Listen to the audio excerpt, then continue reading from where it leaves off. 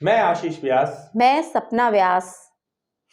हम भारत के लोग भारत को एक संपूर्ण प्रभुत्व संपन्न समाजवादी पंथ निरपेक्ष लोकतंत्रात्मक गणराज्य बनाने के लिए तथा उसके समस्त नागरिकों को सामाजिक आर्थिक राजनीतिक न्याय विचार अभिव्यक्ति विश्वास धर्म और उपासना की स्वतंत्रता प्रतिष्ठा और अवसर की समता प्राप्त कराने के लिए तथा उन सब में व्यक्ति की गरिमा और राष्ट्र की एकता और अखंडता सुनिश्चित कराने वाली बंधुता बढ़ाने के लिए दृढ़ संकल्पित होकर अपनी संविधान सभा में आज तारीख 26 नवंबर 1949 ईस्वी में तिथि मार्गशीर्ष शुक्ल सप्तमी स्वतः 2006 विक्रमी को एत द्वारा संविधान को अंगीकृत अधिनियमित और आत्मर्पित करते हैं। वंदे मातरम। 75वें गणतंत्र दिवस की आप सभी को बहुत बहुत बधाई। आज संविधान सीरीज में हम एक इम्पोर्टेंट बात करने जा रहे हैं। संविधान सीरीज के ज्यादातर वीडियो में मैंने आपसे आर्टिकल 395 की बात की थी और आपको कहा था ये हमारा सबसे महत्वपूर्ण आर्टिकल है। दोस्तों, पहले भी आपको वीडियो में बताया है मैंने कि 26 जनवरी 1950 को जब तक हमारा संविधान लागू नहीं हुआ तब तक भारत में as a constitutional book Government of India Act 1935 ही लागू था। आजादी के बाद भी 1950 तक ये जो गवर्नमेंट ऑफ इंडिया एक्ट 1935 था वो डोमिनियन स्टेटस ब्रिटेनी राज को दर्शाता था। कहीं ना कहीं वहां पर ब्रिटेनी राज का एक अड़ंगा भी था।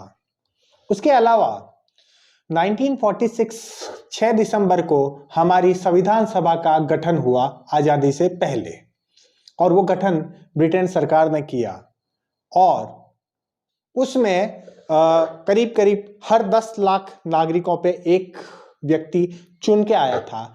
उसमें करीब 389 सदस्य थे, लेकिन बंटवारे के बाद उसके अंदर 299 सदस्य ही रह गए। उसमें पहले 15 महिलाएं भी थी, 3 महिलाएं बंटवारे के बाद पाकिस्तान चली गई तो 12 महिलाएं हमारे उसके अंदर रह गई। उसमें उस जमाने के कांग्रेस, मुस्लिम लीग और प्रिंसली स्टेट के रिप्रेजेंटेटिव थे। करीब 70 मनोनीत सदस्य भी थे उसके अंदर।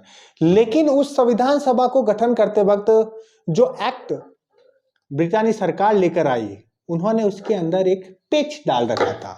उन्होंने कहा था हम इस संविधान सभा का गठन करते हैं जिसका काम होगा भारत के लिए एक संविधान बनाना और वो संविधान बनाने के बाद ब्रिटिश पार्लियामेंट में ये अप्रूवल करवाएंगे और उसके बाद में ये संविधान लागू होगा। ये आजादी तो नहीं हुई दोस्तों अगर हम हमारा संविधान किसी बाहरी संसद से अप्रूव करवाएं। तो इसकी जरूरत कहा जब हम आजाद हो चुके थे भारतीय स्वतंत्रता अधिनियम 1947 के तहत। तो फिर 394 आर्टिकल बनने के बाद उसमें एक आर्टिकल जोड़ा गया और उसमें यह कहा गया कि हम भारत के लोग इस संविधान को लिखते हैं, बताते हैं और उसमें सबसे पहले गवर्नमेंट ऑफ इंडिया एक्ट 1935 को निरस्त किया गया जो गुलामी का निशानी था। और उसके अलावा वहां पर यह कहा गया कि ये संविधान सभा भारत की है और हम भारत के लोग मिलकर हमारे संविधान को पारित करते हैं, अधिनियमित करते हैं, आत्मार्पित करते हैं और एक संप्रभु राष्ट्र का हम लोग निर्माण करते हैं और ऐलान करते हैं कि भारत एक संप्रभु राष्ट्र है।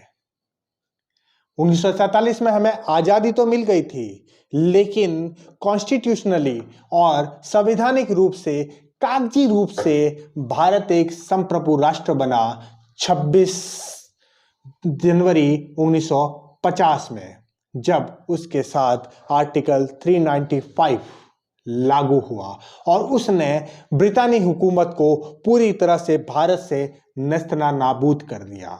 इसलिए दोस्तों आज हम केवल संविधान की नहीं, विशेषकर आर्टिकल 395 की भी आप सबको बधाई देते हैं। और उसके बाद भारत विश्व पृष्ठभूमि पर एक संप्रभु राष्ट्र के रूप में खड़ा हुआ, चल रहा है, दौड़ रहा है और अपने लोकतंत्र से पूरी दुनिया को सिखा भी रहा है।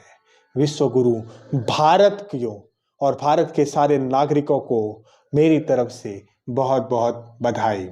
जय हिंद, जय भारत।